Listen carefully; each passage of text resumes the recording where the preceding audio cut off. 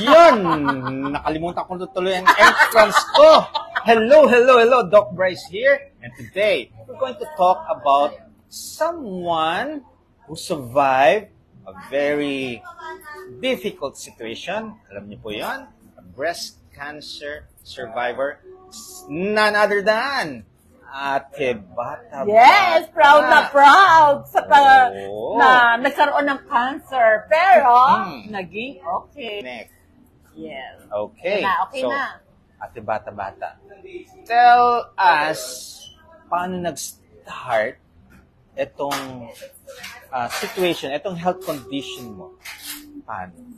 Then, paano ka nag-arrive? Anong decision? Siyempre, lahat ng mga kilala kong nagkaroon ng yung mga nagpa-consult na merong mga health conditions, talagang nalungkot, na-depressed, and they don't know what they're going to do with their life. So, ang nangyayari, parang naging introvert sila. Ayaw nilang mapag-usapan, ayaw nilang naging, yung lumalabas yung kanilang mga condition, ayaw, gusto nila tago. And then, syempre, merong nangyari along the way. Kwento nga, Ate Bata.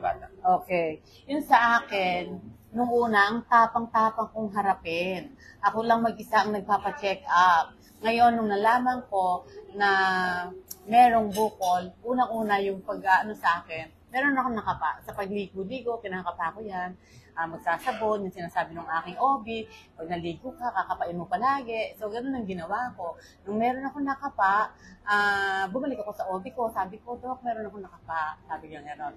So, nag-ano siya lang sa akin na mammogram, yung gano'n, yung mga test na ganyan. Yes. So, sumunod naman ako. Ngayon, ang sumunod nun, pinaalis sa akin. Sa awa ng Diyos, ano lang siya, solid niya, pero negative siya. Tapos after nun, monitoring every 3 months, tapos nung may tumubo ulit siya, pinatanggal ko ulit. Nung pinatanggal ko ulit, doon lang siya nag-positive. Siyempre, nung nag-positive na ganyan, ayaw sabihin sa akin ng doktor. Ewan ko ba sa mga doktor, bakit ayaw sasabihin ko sa pasyente, yun naman talaga ang kondisyon at saka kailangang harapin. Diba? Ang sa akin, hinarap ko yun. Sabi ko, Dok, kumusta yung result? Kumusta ang biopsy? Sabi ko gano'n. Tinititigan niya ako, siguro tinatansya ako, Dok, kung kaya kong tanggapin, kung malakas ako. Sabi ko, Dok? Sabi ko ngayon, pangit, no? Ginanon ko talaga. Pangit, no? Talagang ginanon ko direct talaga. to the point. Oo, ganun ako. Pangit, no? Siya nung gumanon siya. Dok? Anong stage? Ginanon ko talaga. Grabe, diretso agad. Diretso. Tapos sabi niya, Tapang, ha? Sabi niya, stage 2. Sabi ko kayo, gumanon talaga ako. Sabi ko, Dok, naman pinagtagal niyo pa. Sabi kong gano'n. Hindi niyo ako sinabihan agad. Ba't pinagtagal niyo pa yung biopsy na yan? Kasi inulit pa nila. Ang tagal kong nag-antay, tapos bago ulit na 7 days yata ako nag-antay ulit. Kaya sinisit ako, bakit pinagtagal?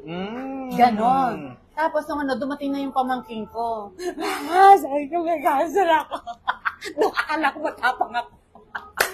Yes, syempre pagkaharap mo iba. Pero pagka mga close sa'yo, nakaharap mo na at alam mo na yung verdict sa'yo, stage 2 cancer, breast cancer. Oo. Talagang yung lahat ng emotion ilalabas mo yan. Yan yung... At akala ko, katapusan ko na yon. Yes, kaya lahat yan, nagiging depressed. Eto na yon. Nung pumasok sa akin yung akala mo, katapusan ko na, ang ginawa ko doon talaga, kahit na anong gawin kong tulog, hindi ako makatulog at tuloy-tuloy yung pag-iisip ko, kung ano gagawin ko sa sarili ko.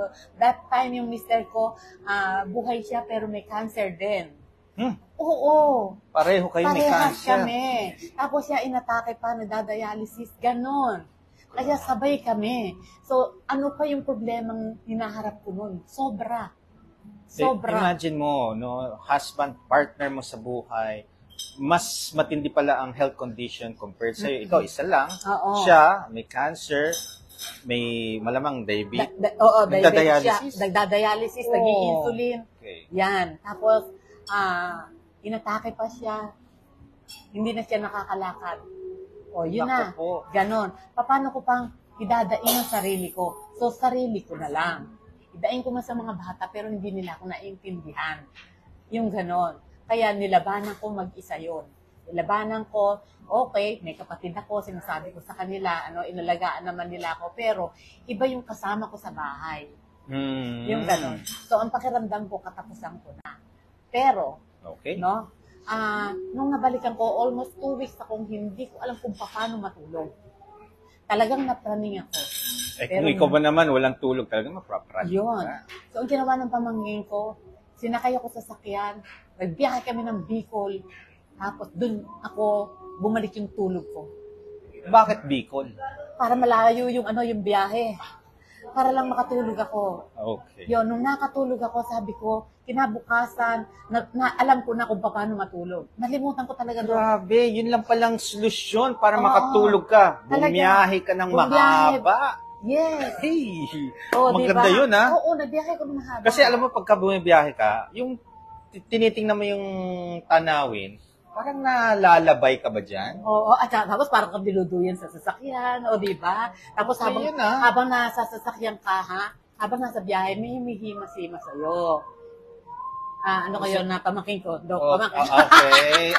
Pamangkin. So, Ayan. syempre, dapat may kasama po kayo dahil Oo. syempre sa pinagdadaanan ninyo. Yes. Grabe, pwede ko palang ituro yan sa mga Pwede. mahirap makatulog. Ang dami ko iniinom na gamot na pampatulog, hindi po tumatalab. Hanggang sa nararamdaman ko, lumalaki yung ulo ko. Pero, nung bandang huli, sabi ko, teka muna. Pinagagalitan ako ng kapatid ko. Sabi niya, sige, pabayaan mo yung sarili mo. Sige, dyan, yan ang hahaltak sa'yo para mamatay ka. Yung pagiging, yung pag dumadating yung stress, yan, sige, harapin mo yan. Sabi niya sa akin, mahalin mo yung stress na yan. Sabi sa akin ganon. Yun, tinulungan niya ako, maraming payo, no? Yan, inalalayan niya ako, siya yung umalalay sa akin. Hanggang sa, teka, kawawa na may mga anak ko. May nagmamahal at meron kayong mamahalin. Andyan yung mga nagmamahal sa inyo, andyan yung nagmamahal sa akin ng mga anak ko. Mhm. Yun ang naisip ko. Hindi na yung para isipin ko pa na yung cancer ko, hindi ko na inisip yun. Ngayon, hanggang sa dumating si Dr. Para sa akin, sinunod ko yung sinabi niya. Sa totoo lang, pagkatapos ko na-operahan sa breast, in-operahan ko ako 2. Pinaalis ko po. Nilagyan lang po ng silicone. Yun. Tapos po, after nun, nagpa-PET scan po ako, nag-positive to. Ngayon, hinanap ko, nag-positive to, Doc, yung aking thyroid. Thyroid. Yes, positive to. Ngayon, ang ginawa ko po doon, sinamahan ako ni Sister, naghanap po kami, ni Sister Annie Pings, no? Naghanap po kami ng talaga, yung natural na doktor. So, naturopathic ang tawag doon, si Ayun. Doktora Para, okay. So, nagpa-admit nga po kami doon, at sa awa ng Diyos talaga, masasabi kong ang galing ng gamot niya. Wala po ako ininom na kahit na anong synthetic. Diretso, yun lang ang ininom ko at yung protocol niya sa pagkain, sumunod ako. Hanggang sa natagpuan namin, si low carb ngayon. Yun na yung tinutuloy ko at saka yung kay Dr. Para. Yun. Ayan, may paputok Yes, na. mapapatok. Cute. Alright. Yun ang nangyari, Doc. Okay, so lahat po, no? If katulad ninyo, merong health condition na katulad ni Ate Bata-Bata, please share this live so that they have additional knowledge, additional learning, and they can ask question here. Okay? Yung mga pinagdaanan, huwag kayong maglala kasi kung ano yung pinagdadaanan ninyo, pinagdadaanan ni Ate Bata-Bata that time. And look at her now! Ang daling labanan. Lalo na yung mga stage 1, stage 2, napakadali. Yung stage 3, konting lakas pa ng loob yan. Yes, Yun, yung sa mga ganun may lang. stage 3, stage 4. Stage 4. Ito lang palagi sinasabi ko. Habang may buhay, May pag-asa! correct. So, yan palagi ang ina-advise ko because lahat naman mga situation, there's may will tayo na we can overcome that. Ngayon, pagka-positive ang thinking mo, magugulat kayo. Yun yung nag-i-start yung healing sa atin. Kung nagugulhan pa rin kayo, you need to talk to somebody. No? Katulad ni Ate Bata-Bata, naghanap siya ng isang naturopathic. And now, na-advisean, may mga recommendation. Ito, sinunod niya. Okay? Kaya nga sa lahat ng mga may health condition, not only cancer, any hypertension, diabetic, or may mga autoimmune diseases, if you just follow the recommendation, tingnan nyo at ang mahalaga dito, no, makikitaan ninyo ng improvement. Okay? Pagka inabot na kayo ng 6 na buwan, 3 months, 6 months, and all those recommendations na sinusunod ninyo, still not doing anything, baka kailangan nyo magtanong pa ng, halimbawa, second opinion. Wala pong problema po doon. Okay? Kasi may other times na nami-miss yung something. Katulad sa mga nagpa-follow up sa akin ng mga patient ko, siyempre may pinagdaanan na sila mga doktor, then iniisa-isa ko yung mga may times, may nami-miss. Understandable. Pero siyempre, nasa pasyente pa rin, nasa inyo ang pagbabago, nasa inyong changes, because kayo po ang gagawa nun eh. Yung recommendation, kayo yung gagawa. Si ate bata-bata, sinunod niya yung recommendation ni Dr. Farah, sinunod niya yung naturopathic, sinunod niya yung mga goals ng low carb, kung ano yung mga ginagawa sa low carb strictly, and now, here she is, aba, mas bata pa yata sa akin. Blooming na blooming. Magsi-58. Wow! Tama mo yan, para ako mas matanda sa kanya. And when you talaga mag-adapt dito sa lifestyle na to, you will evolve. Yan. At alam niyo ba, meron akong doktor na hindi sinunod after ma-operahan ako. Oh? So, pinainom ako ng gamot. Synthetic, siyempre, no? Sabi niya sa akin, inumin mo lang to 10 years. Walang bawal, kahit ano, kainin mo. Wow, kung sinunod ko yun, ano na ang ano ko sa edad ko na to, no? Tapos kumain ako ng mga, lahat, pinagsama ko si low carb, si high carb, ano mangyayari sa akin? Yes. Sigurado, nagdidiwang yung mga cancer cell ko. Baka wala na ako. Diba, no?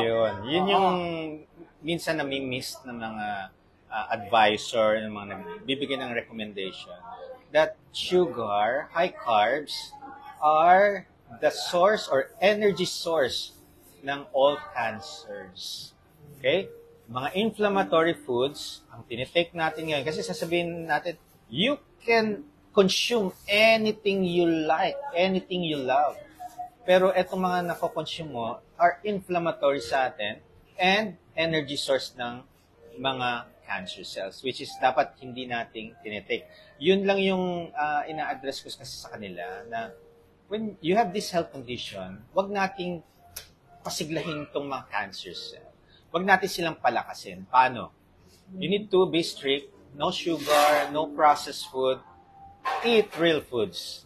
Diyan ka merong edge kapag labanan lahat yan. Diba, ate bata? No stress. Dagdag mo yun. Ayun. Oo. At saka maging happy ka. Oh, diba? Yan.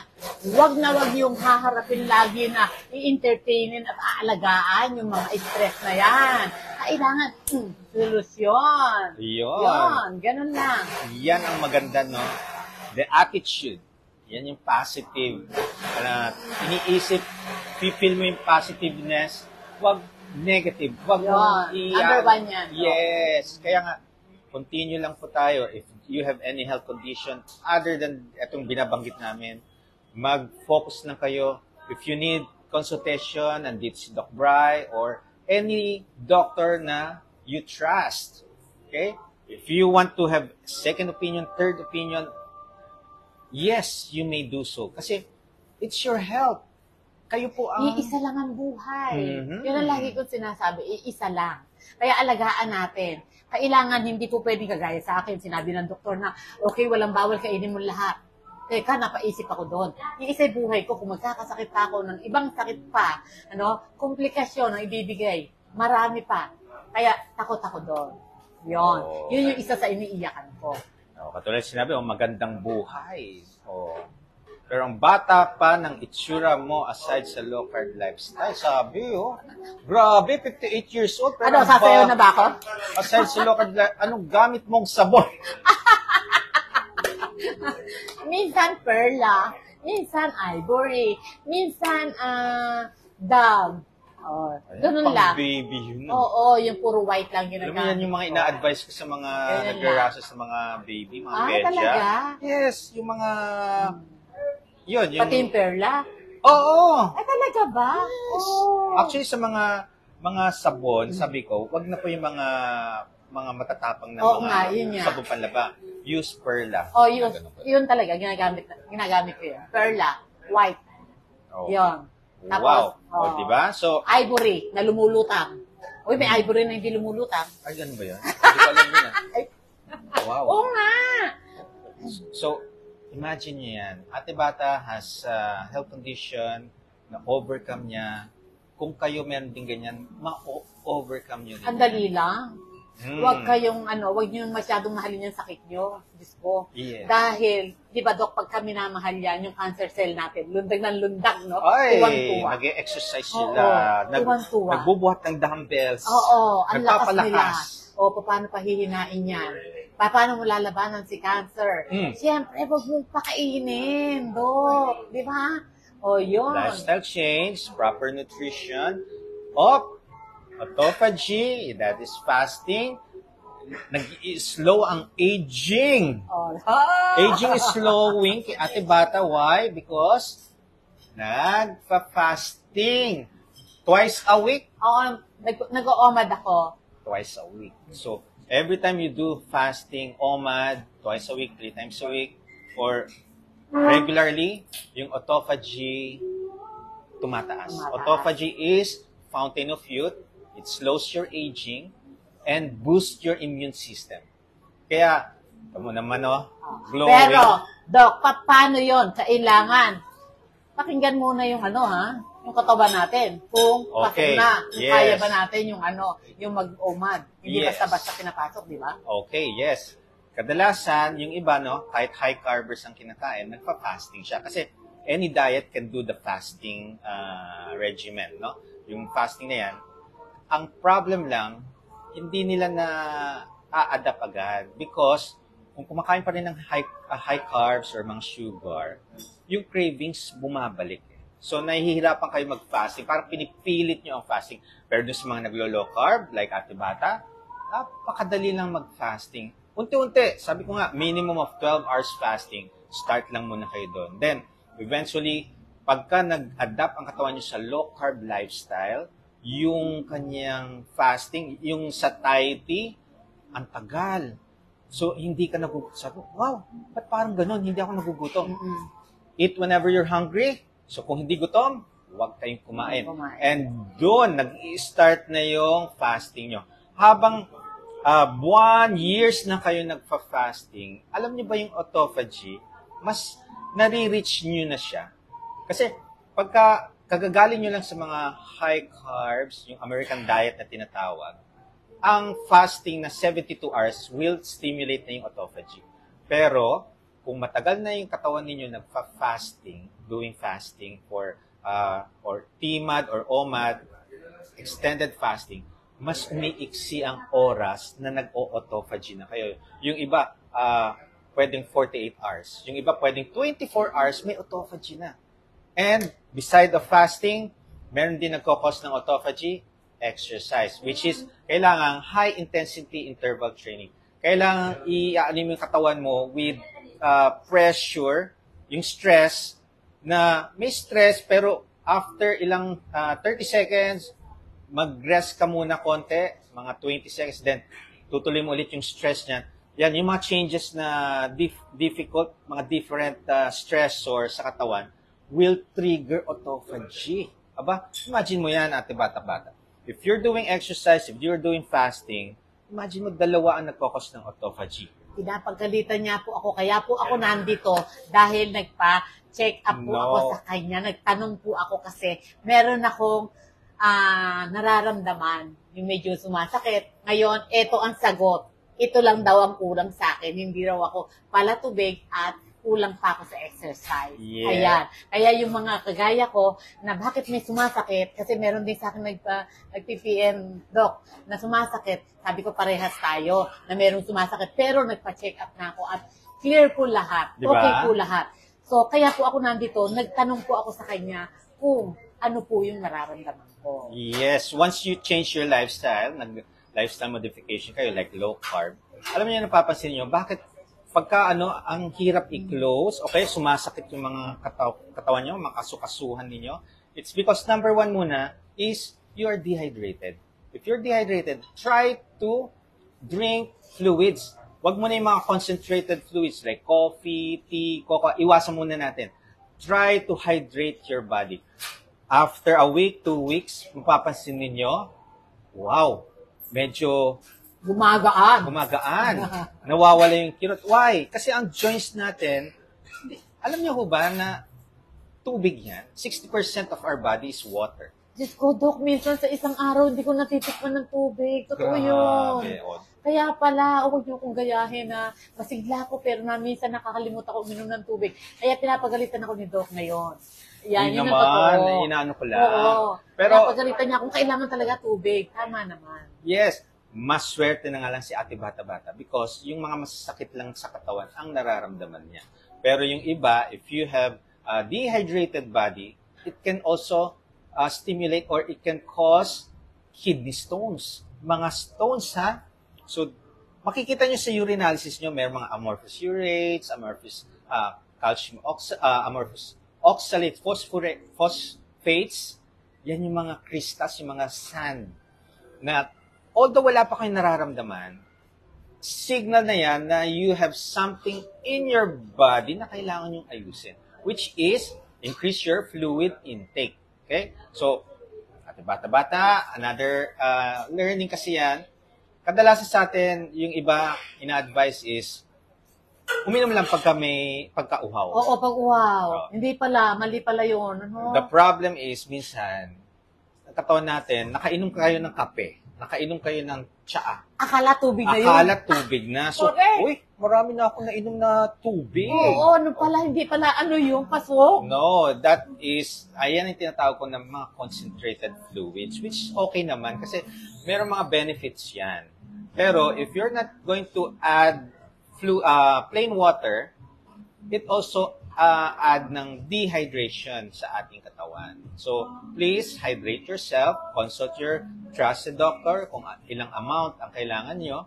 Kadalasan kasi, di ba, 8 glasses to 12 glasses. Sa akin, kinocompute ko yan sa timbang ng pasyente. Ayan, natutunan ko yan sa isang nephrologist.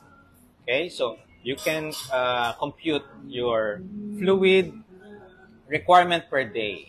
Okay? So, kasama na yun kung makakainom ka ng sabaw, mga tsaa, included na po yan. So, baka Dok sa akin, 3 lang na baso, pwede na. Kung ang timbang mo, timbang ng bata, baka. Ay, ganun ba yun? Pero iba pa rin ang mga, kailangan babantayin mo kasi pansinin mo yung mga nararamdaman. Kung wala kang nararamdaman, kaya nga yung sinasabi ko, listen to your body. If there's something wrong, i-investigate natin kung ano nagkukos yan. Siyempre, ang being healthy, wala dapat nararamdaman. Kaya nga natataka ako, pero nagpa-check up ako lahat. Ano naman? Okay lahat. Yeah, yung mga electrolytes kasi normal, no? Lahat, normal mga laboratory. Pero why is it na meron discomfort? Yan yung nakakapagtaka. Na ang lahat ng laboratory mo, normal. Kaya very questionable. Bakit meron akong nararamdaman? Kaya nga Yun lang ang pinaka-simplest form na sinasabi ko sa kanila. When you listen to your body, kahit na normal ang mga laboratory ninyo, if meron kayong ginagawa na unhealthy, hindi pa kasi nagre-reflect sa lab. Magre-reflect mo na yan, konti-konti sa katawan. Then eventually, siguro, after ilang weeks, ilang months, lalong lumalala yung situation, yung mga nararamdaman nyo, baka makita nyo na sa laboratory. Pero, kaya, mamaya, pagkatapos natin, bibigyan nyo ulit ako ng request. Kasi yung sa akin, nakaka 6 months na, so kailangan bigyan nyo ulit ako ng request para magpalab ulit ako. Yes, usually kasi sa mga laboratory, titingnan, pagka normal, ibig sabihin, walang mas matinding sakit kung normal yon. Ngayon, kung normal ang mga laboratory, tapos may nararamdamang kang pain, there's inflammation talaga dyan. So, paano ina-address ng mga physician ang inflammation? May tinatawag tayong NSAIDs, non-steroidal anti-inflammatory drugs. So, yan yung mga, ang pinaka-simplest is yung mga paracetamol. Okay? Yan yung mga ayaw nilang matatapang na pain reliever, Oo. pwede na yung paracetamol, which is, Oo. pwede naman mag-cause ng pagtanggal ng mga inflammation sa katawan natin. Pero syempre, ayaw natin ng mga synthetic drugs. Totoo yun. So, Totoo ano yun. yung ginagawa natin? The natural way, fluid intake, observe natin, mas marami akong mga pasyente. Inayos ang kanilang tubig, nawala ang mga pain.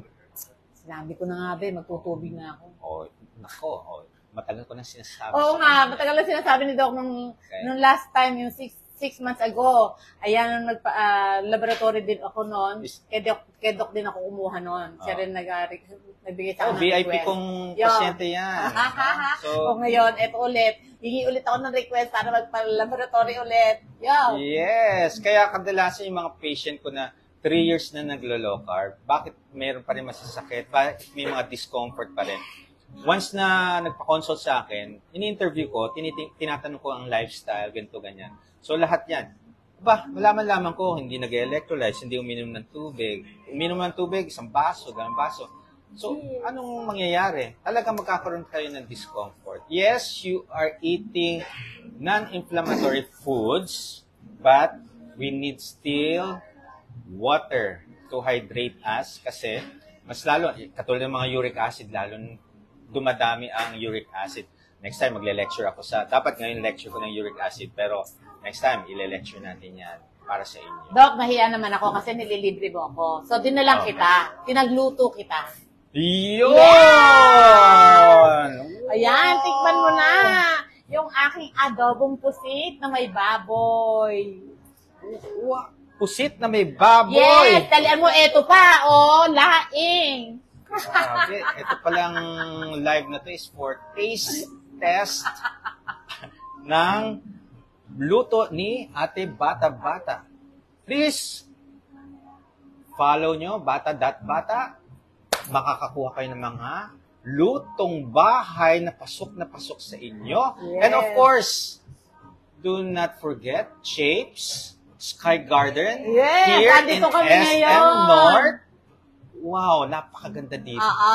At kasama namin ang may-ari. Yes. Halika dito!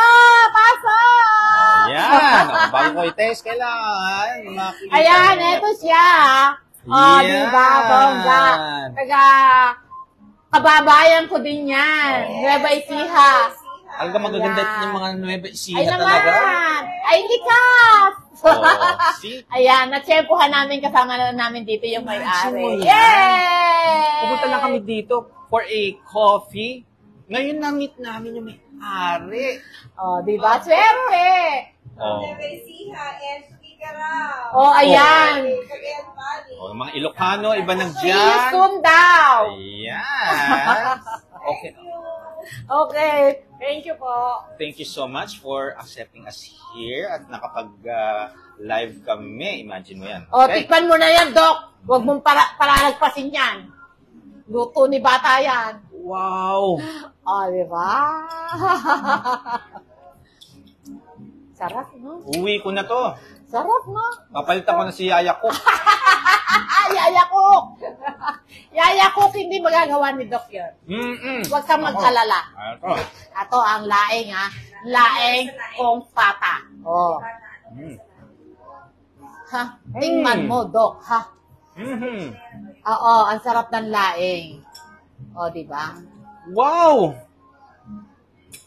Baka mamunguya mo dyan, may luya yan, ha? Yung pata ng baboy na yan ay niluto ko na naka-separate yan. Hanggang sa natuyo siya, lumambot siya, tapos na prito-prito. Yun ang ginawa ko dyan. Kaya napakalinamnam nung Ate Bata-Bata, meron bang procedure to na video? Hanapin niya sa meron. bata.bata. Follow nyo, nandun yung paano niluto. Ipopost ko na po mamaya. Yung adobo, pusit with Yan. pork, and laing. Yan yung pasalubong ko sa kanya. Kasi siyempre, libre ako sa consultation yan. Yes! At ito ang aking pang-added strength para sa race ko sa Cebu. Etong darating na Sunday. See you Cebu. Mga taga-Cebuano ko dyan. Saturday, April 20, 5 p.m. sa Newtown, Mactan, Starbucks. Kita-kita tayo doon. Bring your lab results. Naku po. Wow, libre yun. O, di ba? Okay. Ang Pero daming hanggang libre. ano lang ako ha, 5 to 7 p.m., 2 hours lang ako. Kasi may race ako kinabukas. Kailangan ko ng, Oo, bawal magpuyat. yes, added rest. So, please come early. Pagka maaga kayo, mas makakausap ko kayo ng matagal. O, agahan nyo ha. Okay. So, and of course, do not forget, maganda yung pandesal nila, yung ube, Oo. cream cheese Ayun. pandesal. Ang sarap. Nakay dito sa Sky Garden, SM North. Tanong nyo lang sa guard, tuturo kayo sa tamang destinasyon. Chips diba? sa Sky Garden. Okay? Bisitahin nyo lang dito. Okay? Dali, na kayo. Tara! Dito kami, oh. Hanggat nandito kami, baka Dali na. makasalumuha. Libreng consult pagka naabutan nyo ako. O, di ba? Dali na. O, Tara na dito! Hanggang anong Dali. oras ba tayo dito? mga 10 minuto na lang. Oo. Joke. 10 Okay. minuto. Magsasagot ba tayo ng mga tanong? May tanong ba? Pwede. Okay, you can ask na yan. May tanong Ito. ba? Wala yatang tanong eh. Namangha sila kasi biglang nagulat sila. Uy, bata-bata yun ah. Ba't napunta kay Doc? Wow. Kailangan ko lang ng request. Okay, naimbag nga malim, Doc, sa yung bagong pinakbet or dinengdeng ay yung nabibili po sa Perfect Match. Si Mary Ann Leong, Ilocano ito. Okay. Ay. Oh, galing daw dito nung Sunday, si Plato Litz. Oh, palagi kayo pumunta dito. Aba? Yes. Hello, Joanne Domingo. Sa Sky Garden, SM North. O, dali na. Dali Tara na na. kayo. Hindi ko mabasa. Dali na. Okay. Amen to your healing, Miss Bata. Grabe pa talaga na subaybayan ko kwento ng pinagdaanan nyo. Pati ako naiiyak. Wow. Sabi ni Joanne Domingo. Hello sa'yo. Blessed day, Ma'am Arlene Matsumura of Tokyo. Wow, sabi ni Salina Teresita. Ang ganda-ganda mo, bata-bata. You look young to your age. Oh, ha? Happy lang. O, di ba? Sabi ko, meron na pala sa SM North. George Pastrana, imagine mo yan, hindi nila alam na merong shapes O, dito ngayon, sa alam SM nyo na. North. O, alam na. Meron dito. Ano pa inaantay nyo? Okay. O na. May nagtanong si Miss George Edra, okay po ba yung may CKD sa low carb? Nako, meron po akong CKD5 after 2 years CKD 3B. Nasa inyo po yan. If you want to be healed, if you want to be mas umokay ang inyong health condition, need po ng monitoring and guidance. Okay? Message lang po kayo dito. Okay, Doc, acidic ba sa katawan ang low carb? Kaya nga, ayan may water, ayan. Kaya nga, may tubig. Okay. Actually, tinuturo natin paano mag-alkalinize ang katawan natin. Kasi, our body is naturally acidic. So, pag acidic, ayan na yung mga toxic. Okay? Kailangan mag-detoxify tayo. Water. Okay? Kadalasan talaga, kailangan ko malaman yung mga health condition ninyo and i-address natin yung mga problem. Kasi magkakaiba naman yung Yes! katawan natin Yan no? yung Hindi pare-parehas. Yes, ate bata-bata, yan yung tinatawag kong individual approach. Individual, okay. Kanya-kanya, yung bawat katawan natin, Oo. may sariling iba-iba. Iba-iba. Actually, isang symptoms, iba-iba ang management na binibigay ko. Sabi nga rin ng pare, sabi niya nung nagmas ako nung minsan, ang ginawa ng Diyos na kulmahan ay iba-iba. Kahit kambal pa siya, hindi pa rin magkamukha, hindi pa rin magkapares, hanggang sa ugali, kahit magkakapatid. Ganun yun. Iba-iba ang hulmahan natin. Yun. Kita mo, daming alam ni ate bata-bata. Yung hulmahan pa na. Hulmahan talaga sinabi Oo, diba? ni Father. Oo. Oo. Yan yung mga magagandang matututunan nyo sa mga buhay-buhay ng mga merong health conditions, and nung nag-improve, lalo nilang nagagamit ito. Okay? Katulad ng sabi ni Miss Marieta Loyola Solivas, true, wag mahalin ang sakit. Daanan lang, wag tambayan. Need healthy lifestyle po talaga. Pasok ka dyan. May punto ka. Ayan. Gondoro ng guest, sabi ni Miss Kate Pacheco. Yes! Hello, darling! Ayan, Kapag siya, di ba? ganun. Okay. Si Kate. Good PM, maganda ng bata at poging Doc Brad. O, saan pa kayo? O ba, nagtagpo, no? Ay, wag lang kayo mag-send ng 2,000 at Wag sasayaw naman. kami. Sasayaw kami dalawa. Wag naman. Wag. Sasayaw kami. Please. Manggugulo kami dito. Wag. Sabi ko sa inyo. O yan, sabi ni Sir Diego Columna, pretty talaga si Ma'am Bata-Bata. Nung nakita ko siya, uy, personal, nakita ka. Talagang maganda ka daw. Di nga! Oo. Kung naman bakit hanggang ngayon? Maganda pa rin yung... Dapat nakipag-picture ka. Okay? Pagka mga ganyan, lumapit lang kayo. Okay? Kahit umiihi sa CR, lumapit lang kayo. Sasama ko kayo sa CR. Yan. Okay. Doc, mahigit pa lang ako bumalik sa LC. Bakit hindi na ako gutumin?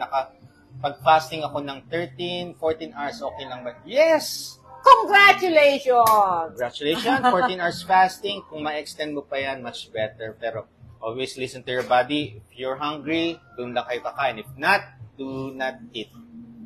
Okay? Okay.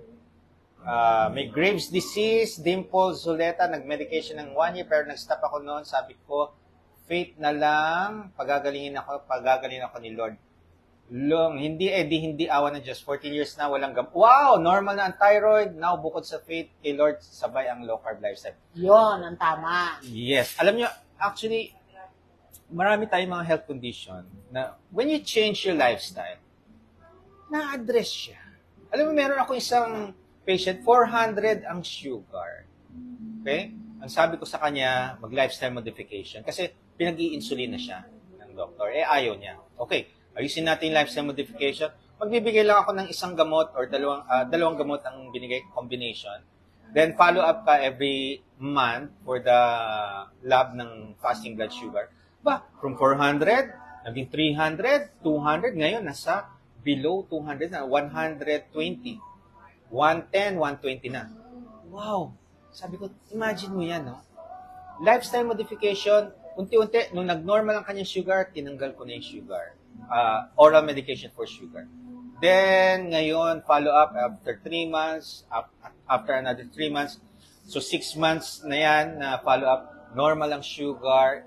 Yung 400, things in the past na yan. Wala na. So, lifestyle modification, sabi ko, you just continue that. Katulad ni Ate Bata-Bata, nagko-continue siya sa kanyang lifestyle because, syempre, maingat pa rin tayo sa the big C na tinatawag because kailangan natin ma-follow up kasi pwedeng after 5 years, no? Correct. Kailangan healthy lifestyle talaga kung gusto nyo hindi na siya bumalik. Okay? Ayan. Sabi nga, excuse me, Ate Bata, yes.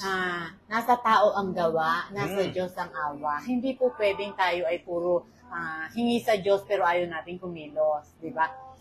Kinakain pa rin natin yung gusto natin, di ba? O, ganun yun. Kailangan, sumusunod tayo sa paglo-low carb na kasama ang dasal. Yun. Hindi po pwedeng pagalingin niyo po ako pagalit. Bakit? May ginawa ka ba para gumaling ka? Yes. Yun. Imagine mo yan, no? Pag kami mga health condition kayo, talagang depressed kayo. Ito lang isipin nyo. When you pray, yan yung nakikipag-usap ka sa Panginoon. So, prayer moves mountain. Gaano kahirap ang kondisyon nyo ngayon? Gaano kabigat ang dinadala ninyo? Merong magtutulong sa inyo na i-uplift kayo. Okay? Kung hindi man yung kapatid ninyo, pwede yung anak nyo, pwede yung magulang ninyo, or pwede yung doktor ninyo, or anyone na alam mo, minsan nakakagulat, yung hindi mo pa kilala, yun yung mag-a-uplift sa'yo. Okay? Pero mas madalas, syempre, mga malapit sa ating buhay. Kasi sila lang yung pwede natin paghingahan natin ng mga problema. Okay? Yun. Minsan may binibigay yung Diyos na, bakit kaya natin nakilala itong tao na to? Hindi natin alam kung anong dahilan. Pero, later on, malalaman natin, ay, kaya pala binigay sa atin, meron palang dahilan talaga. Kaya minsan, yung mga negative na dumadating sa atin, meron palang kapalit yun, matututo pala tayo doon. Yes. Yun. At magiging inspirasyon tayo ng ibang tao. So, na-share mo na rin yun, yung mga magagandang bagay na yun, na nangyari na pangit para sa'yo, pero maganda talaga ang magiging epekto dahil natuto ka at ma-share mo sa ibang tao, makikita nila kung ano yung naging dulot na maganda nun. Yung akala mo pangit. O, yun yun.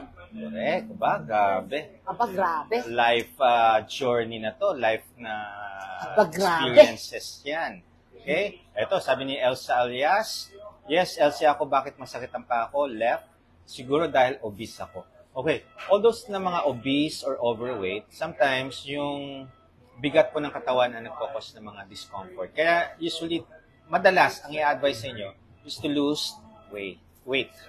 Mag-lose ng timbang and ma-address yung nararamdaman ninyo. Okay? So, etong the right na journey ninyo, low-carb lifestyle, continue lang and tingnan nyo, mag-i-evolve kayo. Okay? Okay. So, okay. So, sabi ni Miss Jehani Sinsuat, kasi Doc, pag lagi tayong umiinom ng tubig, lagi naman tayong umiihi, nakakapagod umiihi. Okay, kaya katulad ng sinasabi ko, you need to spread your fluids the whole day. Ngayon, ang nangyayari, hindi kayo umiinom sa umaga, inaagad nyo naman sa hapon. So, halimbawa, i-compute na, kailangan i-alamin nyo kung ano yung total fluids intake nyo per day. Then, you spread it out throughout the day. Wag lang yung tuwing hapon or gabi na doon yun na yung uubusin yung, halimbawa, 2 liters ang requirement nyo per day. Eh, ang ininom nyo lang, isang sip lang doon sa umaga. Pagdating ng hapon, saka nyo nalaman, ay, hindi pa ako nakakainom ng tubig. So, yung natitirang mahigit sa kalating litro ng tubig, doon yun na inuubos sa hapon. Kaya pagdating ng gabi, pagdating ng Tama ka yan dyan, Dok. Ako magtutuloy dyan. Ganyan ginawa ko sa akin, napuyat ako. Oh, yeah. Oo, kasi iihi kayo at iihi 3 beses sa isang gabi. Isipin niyo yung pahirap sa akin na yun. Yes, because, yun nga. Hinabol no? Hinabol. Parang akala mo, ay, madidehydrate ako. So, ang ginagawa, yung dinidiretso nila, maghapon, yung itong hapon lang or gabi, doon lang nila inuubos yung tubig. Kaya yung mga nagsasabing na ihi kayo ng ihi, because of that. Alam niyo bakit? Busy. Ayan. Walang panahon dahil napaka-busy sa umaga.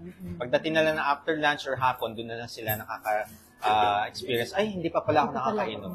So, yun na nangyayari. Tama. Nangyari yun sa akin. Oh, Doc, may live ka pa mamaya, yes, please. Antabayanan ninyo sa Low Carb Real Talk with Doc Brian Kuya Gibo. Meron kaming special guest, 7 p.m. Do not forget, kita-kita tayo. Ilista nyo lahat ng mga questions nyo dyan.